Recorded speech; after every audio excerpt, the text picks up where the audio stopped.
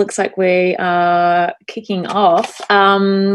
So I'll give everyone maybe another minute or so to filter in, but I'll start with a bit of an introduction. So welcome to the edit, our second edition of the lockdown edit. Firstly, I'd like to acknowledge the Wurundjeri people of the Kulin Nation, who are the traditional custodians of the land that I'm speaking to you from today in Melbourne. Stephanie's up in Sydney. I'd like to acknowledge their elders past, present and emerging. I'm going to be your MC for the evening. I'm Rachel Dexter. I'm on the board of the Melbourne Press Club, and I'm also a reporter at The Age newspaper in Melbourne. So for those of you who have come to our events before they were in lockdown and online, you may have come to some of our in-house events that we run. The Edit is one part of the Melbourne Press Club's program, and it's for students, young and early career journalists, and sponsored by the Copyright Agency. And we've set it up as a space where you can learn new skills and ask curly questions, meet your colleagues, and essentially get a bit of guidance from our wiser members in our community. So tonight we're going to run for about an hour, and just so that we keep things efficient, Steph's going to give us a run through of what Storyful does, and give us a sort of half an hour verification 101 little workshop. But to keep things efficient, we will have time for questions, but we're going to keep them all to the last 20 minutes of the hour. So pop them in the chat function, and the Melbourne Press Club team are going to collate them for me, and we will get to them at the end, so about 6:40. And just before we jump in and get started, I just wanted to flag an opportunity for any early career journalists who are watching tonight, give a bit of a plug to another program that we're receiving applications for that closed this month. It's the Melbourne Press Club Mentoring Program that's open for applications until the 28th of this month. And so it's a program that pairs early career working journalists who have had up to 7 years of experience with senior colleagues from different newsrooms around Melbourne. So you'll get paired with somebody that's not within your own organisation for up for 12 months. So I did this program last year or the year before, totally invaluable. I've got a new friend, lots of wisdom, and just a great thing to do. Doesn't cost anything, and especially in these uncertain times, always good to have a new friend in a different news organisation to touch base with. So if you are keen to get involved in that program, the details and the application form are on the Melbourne Press Club website. So we're also keen to hear from interested mentors as well. Great. So looks like we've got about 32 people here. So hello to everybody. I can't see you, but hello everybody that's there. So tonight's guest is Stephanie Hunt. That's why you're all here. She's a senior editor for Asia Pacific at Storyful. Storyful's a global social media agency that's carved out a specialty in verification and contextualizing social media content. Steph's also had a long and colourful career with previous stints at the BBC, Sky, Al Jazeera, Win, Prime and Seven, which is just to name a few. So welcome, Steph, and thank you so much for giving us your time tonight. I'm very jealous of you coming to us from not as locked down Sydney. I appreciate you spending some time with us tonight. Thank you so much. I'm very honoured, very honoured to be here, and I wish there was something I could do to help you guys down south. My heart is absolutely with all of you. It's very tough. I'd do anything to help you guys. We've a lot of friends and family down south, and yeah, it's not great. But yeah, I'm sorry. No, that's all right.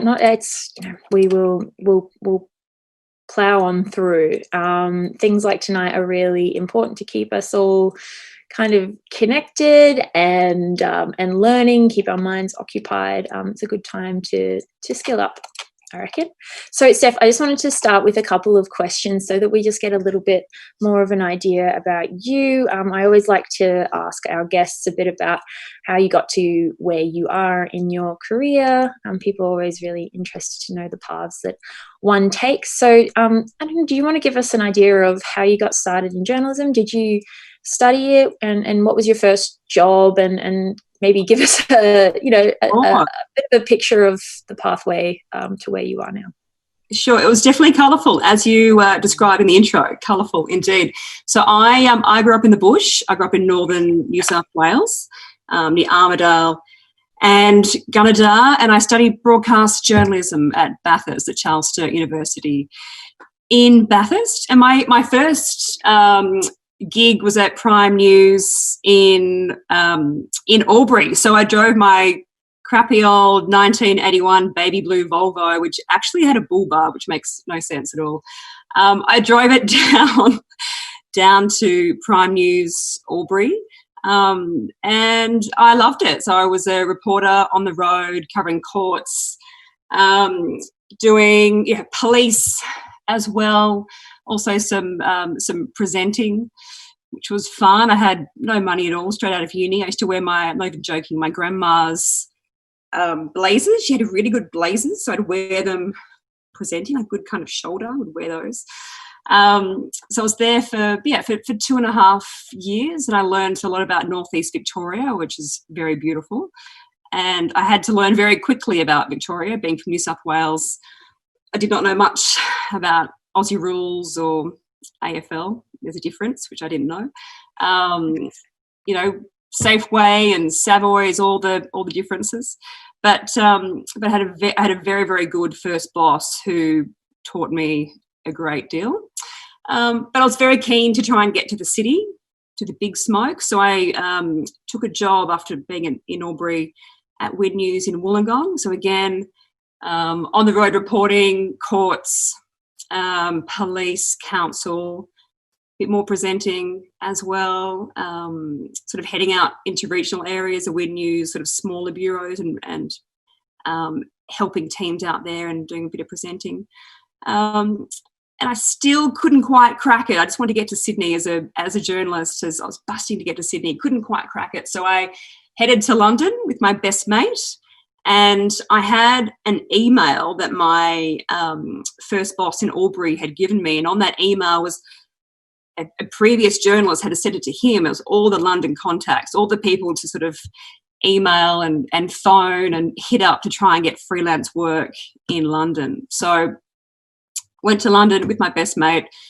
We were living in this tiny little loft. We shared a loft, kind of similar to where I am now, actually, but it was really, really small. So we lived in this dodgy loft. I had a mobile phone, but no cash, worked in a pub for a bit, and then would go to, it's so cliche, like the red telephone boxes that really, really stink if you're ever in one. And I would phone up all the news directors and the hiring guys and girls and, whatever, for BBC. I was busting to get the BBC, for Sky News, Channel 5 over there, CNN, Reuters, anyone I could, I emailed everyone, kept working at the pub for a bit longer, and then finally got a gig at Sky News on the overnight shift, and then I cracked the BBC, which I loved. It was the best. So working on BBC World, and just like covering amazing stories, the inauguration of Obama, all sorts of, wonderful, big yarns. I was there for 2 years. Visa ran out, came back to Australia, and I was cocky as all hell because I'd worked for the BBC. I was like, check me out. I cannot wait to get, going to pick my job here in Sydney. And similar to what is happening now, the GFC had hit and no one was hiring, not many jobs kicking around. But luckily, when I was at uni, I had done a fair bit of interning, and especially at Channel 7 Sunrise. So I was able to freelance at Sunrise, the Black Saturday was my first day at Sunrise, and from then on, the bushfires were huge, a lot of work. So I worked there, got a gig, full-time gig, producing and also field producing, so going to Mongolia on stories, Solomon Islands, Winter Olympics, royal weddings, all sorts of great things, and also supervising producing, and so controlling the rundown, deciding what stories to put in the bulletin and what angles to take, and also sitting in the control room with a little microphone on, speaking into the presenter's ears, directing them on live broadcast. So I did that I was there for about 5 years, met my husband there as well. He's also a journo producer. And yeah, breakfast TV, early mornings, needed a break. So I'm sure we all understand that. So was keen to do a stint at Al Jazeera in the Middle East. I had a few mates from my BBC days that were sort of saying, hey, come and check out Al Jaz. There's some roles going.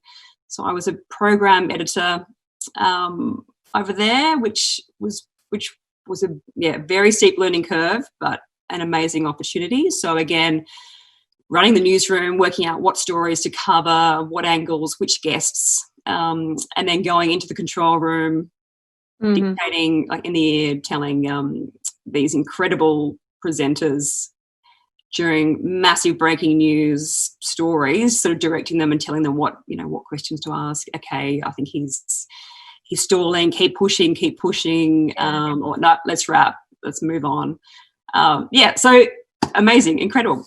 And then, did that for about 18 months and then decided to come home, and I had a lot of weddings on and wanted to spend a bit more time with family. So I came back to Australia, and I was sort of looking for something a bit different, and I wanted to use the skills I'd learnt in terms of international news coverage. And the Storyful job, the role came up, and it was very, very appealing. I love the international news angles. I love the sort of probing misinformation, disinformation, anti-fake news. And also sort of setting up my own team and bringing in journos. And that's where I am at the moment. Oh, you've just got such a wealth of experience. It's so fascinating to me. You've literally done everything. That's amazing. I wish we had more time, because there'd be lots of questions just on where all the things that you've seen and all of the tips from all the different angles you've worked from. But what we are here tonight to do is to talk about what Storyful does and what you have set up, and also what you can what secrets you're willing to share with the rest of us. Obviously, Storyful is one of the best in the business for verification and fact checking and things like that. But you've generously offered to, or agreed to come and share a little bit with us. So maybe I'll maybe throw to you now, because I know that you've got part of your presentation sort of talks a little bit about of what Storyful does. So I will. Really, I'm just going to share my screen. No worries. Whoops. There we go.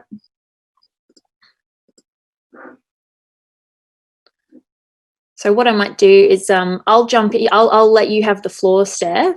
Sure. But I might jump in and every now and then, if there's something that I feel like is I need to know, I can jump in and ask you a couple of questions along the way.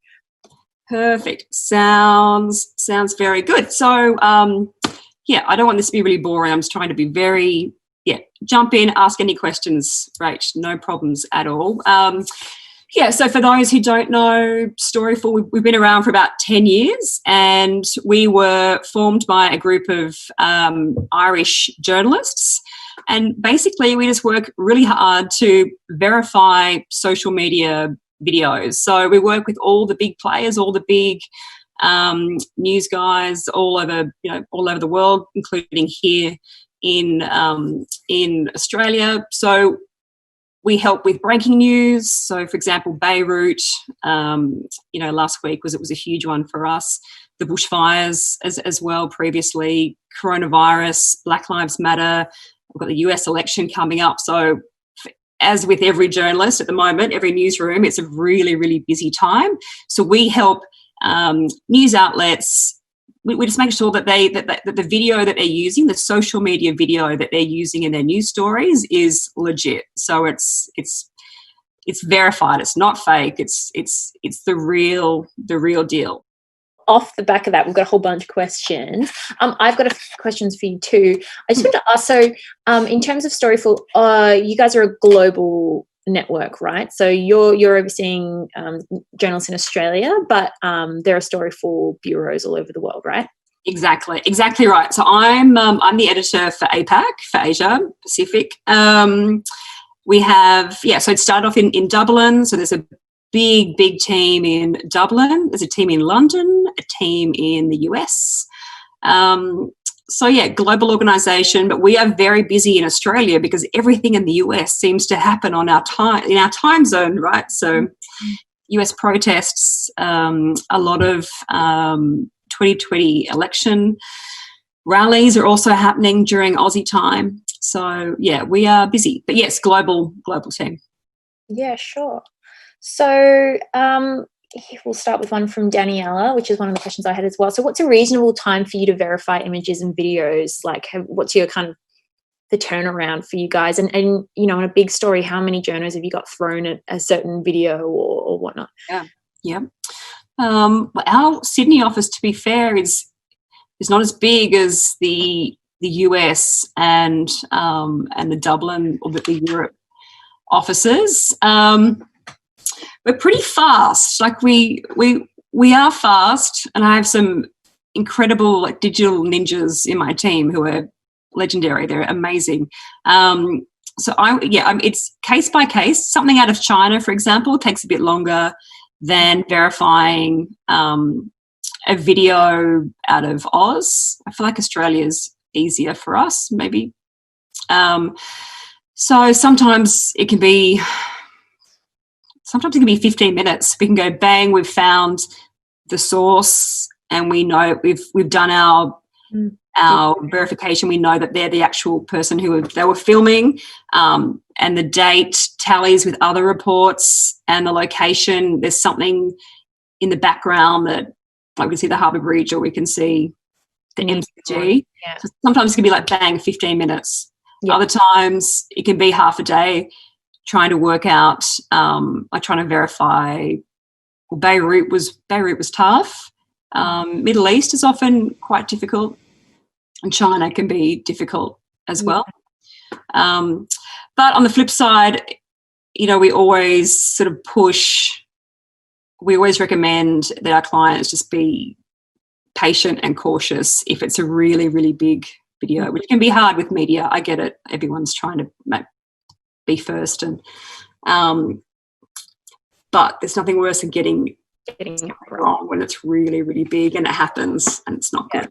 Place to be. Everyone will remember. No one will remember who was first, but they will remember who got it wrong. Yeah. Just on that thing about it taking longer to verify things out of the Middle East and China, do you have a variety of people who speak different languages and whatnot in your newsrooms? And is it just newsrooms in the US? Like how far and wide do your newsrooms kind of go? And there's a few questions in here talking about, how do you you'd have obviously needs native speakers if there's languages being spoken in video that you don't understand. Do you have translators, things like that? Yeah, we do. So we have a Chinese speaker in our Aussie team. She's fabulous. She started with us, I feel like it was January or February, just as COVID was sort of hitting. She's been very, very busy. She's excellent.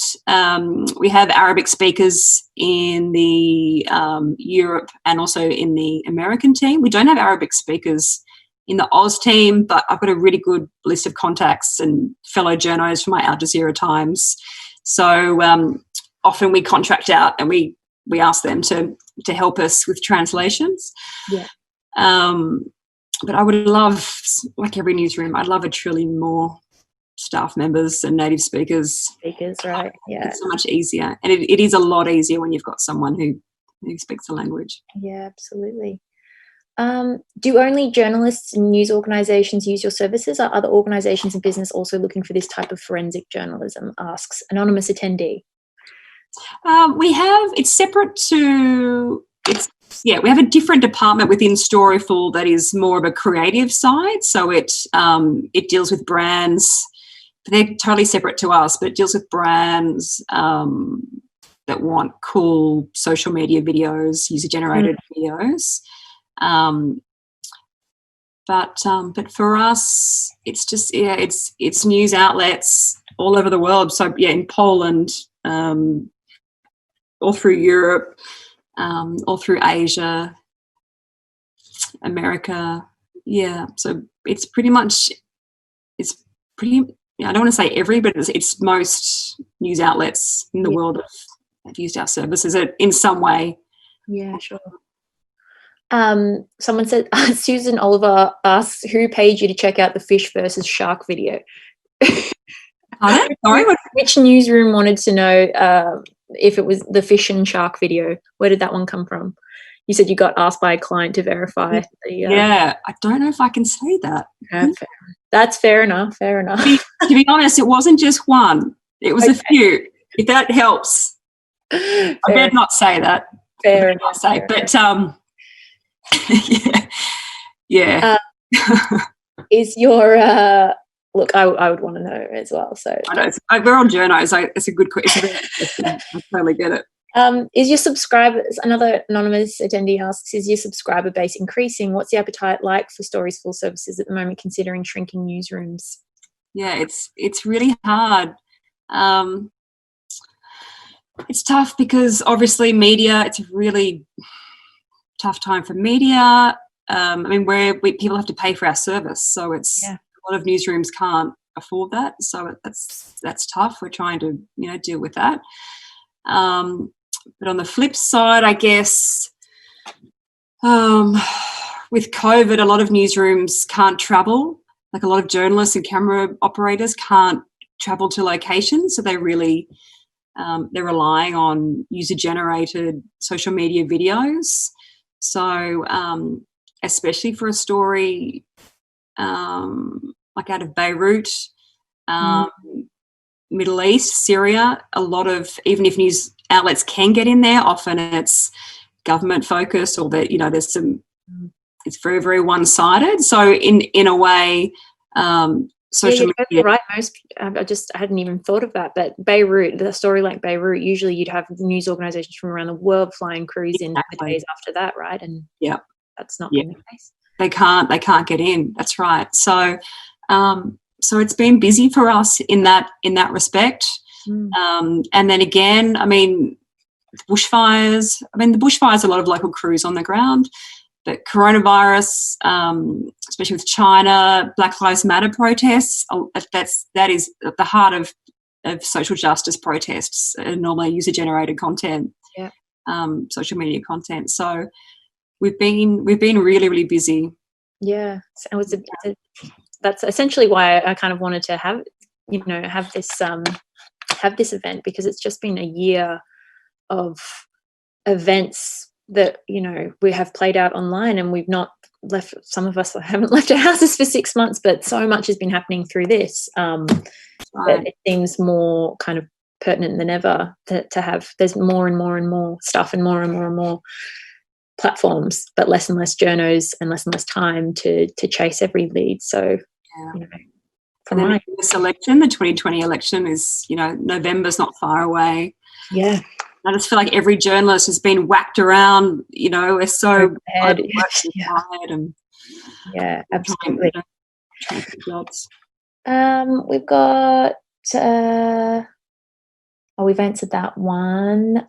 Do you guys aren't in the sort of fact-checking arena for social media platforms, are you? Sue Ellison asked, do you report false images to the social media platforms, and do they take them down or block them or anything? So if you've kind of myth-busted one, does it?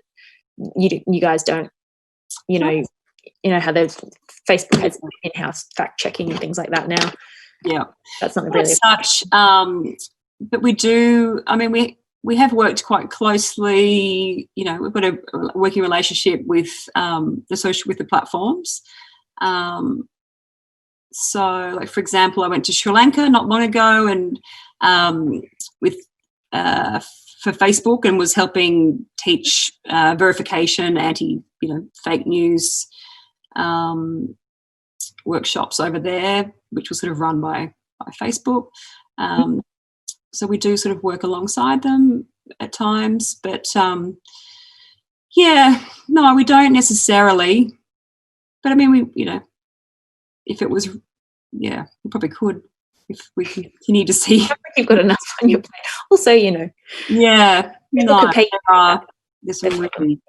Yeah, the worst thing with misinformation and fake videos is that they stay around forever. It's like a game of whack-a-mole where you try and, and it's platform agnostic. It's on all the different platforms. So Facebook, Twitter, misinformation is certainly rife, and it's a huge challenge. Yeah. For everyone. It's a major concern. Absolutely. Someone's asked, are the tools you've mentioned, are they free? I think we've sort of covered that. A lot of those ones, especially the ones that you've put on that bookmark page, are open source, so they're free. Yeah. Some way, I mean, you might have to pay more to have premium access, but I think they're mainly free. Yeah. They're great. Oh, this is a good one. What's been the craziest video you were asked to verify which turned out to be legit? I always had a sentence question, which was like, another one that was like, what's been your best sort of get is not the right phrase, but I mean like the sort of hardest one to crack, or one that stands out in your mind where you just like. Let me think. I'm trying to think. I know a while back there was a video of like a man, this sounds terrible, but a man kind of punching a kangaroo. Oh, yeah. Yeah, and I remember all the other bureaus are like, nah, that's fake. As if that's real. That's not like, no, guys. And you're like, I grew up in the bush, man. I think that's legit. I think that's real. And it was, yeah. It really was. So sometimes, I mean, often you have, like all journos, we all have good gut instincts, and often you're like, nah, there's something wrong with that. And you have to really trust your gut. But sometimes it's harder to accept that something's real when it's not. If that makes any sense. Yeah. What else? Yeah, that kangaroo man having like a punch up with a kangaroo definitely stands out. This morning today we got there was a woman driving on the Gold Coast, and there's a spider like climbs on the steering wheel and then jumps all through the car as she's driving. That was pretty cool, but I don't know. Most Aussies were like, yeah. But all the US guys and they want that. They logged on and they saw the video and they were like, what is happening in Australia? John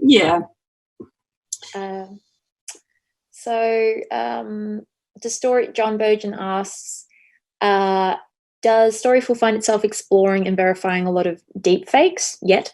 And how do you see deepfakes fitting into a more broader concern? Yeah. I mean, we've sort of been, the idea of deepfakes has sort of been on the horizon for, a few years now, but are you starting to deal with them yet? Yeah, I think we are. And the most concerning thing is that it's getting cheaper and cheaper to, like, the artificial intelligence to make the deepfakes is getting cheaper and cheaper, which is scary. It means it's a lot easier to make and manipulate. So it's a major concern. There are a lot of people. Sorry, for perhaps people who who aren't aware of what sort of deepfakes are. How would you explain? Yeah, so it's using artificial intelligence to manipulate a video. So you might have seen. I've got a few of my slides, but don't worry about that. But you've got it's like Trump's face. And like a young girl, and they kind of swap the faces. That makes sense. Using AI, and so it's back in the day it was very difficult to do this kind of thing, but now it's so much. I mean, look at Face Swap. There's all sorts of different apps you can use, and half of TikTok is about putting exactly right. So it's getting easier and easier, and it just gets worse and worse around elections. Like 2020, the November election is going to be crazy. I would say though that there are different technologies that you can use to try and kind of break through the deep fakes, but I do think that like basic journalism and having context, understanding the context around the video is really, really crucial. Is can be even better than having all the technologies. Yeah, instead of trying to figure out if something has been manipulated or not, if you could, I imagine, speak to someone else that was in the room or someone else that was at the press conference, it's going to be a lot easier and quicker and more efficient to speak to a human, right? Exactly. So similar to our Al Jazeera, Kimberly Holkett being called out saying "you lying bitch." Yeah. Yes, the White House transcript says this, or the people in the room said this. Yeah. Good question though. How do you stay on top of the latest tools for forensic journalism, considering there's always new ones? It's another very good question. So ONA is a very good source. They're often you can sign up to newsletters. You can follow them on Twitter. They often give out free sort of lessons, free workshops. So doing a lot of that. I'm quite lucky that within. ONA stand for? I think it's Open Network Association. Okay, yeah. Don't quote me. I think I should know that. I'm pretty sure it's Open Network Association. I honestly learn the most from the staff members within Storyful. They're incredible. We have a really, really great selection of people to learn from. And then and it's very easy. I sort of came from my background, as I explained, it was definitely broadcast media. So I felt a bit intimidated in, trying to wrangle all these different tools. But it's just a case of jumping in and just going, okay, each day I'm going to set aside 1 hour a day and I'm just going to jump in and use these tools. I'm going to make mistakes. I'm just going to have a go. And it's honestly the best way to do it. I mean, we're all journalists. We're all smart. We're all good at learning on the job and learning quickly. This is just another example of how we have to do that. So just jump in, break stuff. Yeah. Have a go, and once you figure it out, then it just becomes like a repertoire, right? You just sort of slowly build your little repertoire of tools. Yeah. Speaking of your amazing team, there is anonymous attendee, but we do have lots of student journos and early career people here. Are there jobs at Storyful, and how do you find your journos, and how can we work for you? Oh, I would love to hire. I need to hire about 20 more journalists. Honestly, we're so busy, like every newsroom. Is there some particular kind of backgrounds and things that you're looking for in the people that you hire at Storyful? You know what? It's sort of building a team, and it's sort of working out what strengths and weaknesses each team member has and putting together the perfect team. So obviously digital ninjas are amazing. Anyone who's great at open source, that's great at learning, accessing different tools, that's excellent. But then also, traditional journalism, understanding of the breaking news cycle, understanding what the global news clients want is also really, really important. So it's a mix of being able to jump on and use these tools, but also being a good journalist. Old school journalism meets modern digital journalism. Really. Just a couple more to get through, just so I feel like everyone's had their go. I think we've got that second question from Susan has already been answered, but we've got do you guys work with Bellingcat, is a question, and do you have a view on citizen journalism? That's probably a bit of a big question, but Bellingcat's another organisation that does similar work to to Storyful? Maybe what's the difference between you guys and Bellingcat, I suppose? Yeah, Bellingcat are awesome. They're great. I've got a few mates who work with them. They're very good. They have a great team. They do some really good reporting. Are they on a different model to you guys, or just sort of a competitor? I guess we're more of an agency. I think we're dealing more closely with global news clients, and we're chatting like all day long. We receive, emails from all the different newsrooms from all over the world. I think Bellingcat are probably a bit more focused on producing really cool and thorough reporting on really important stories. Big project type things. Yeah, I'd say so.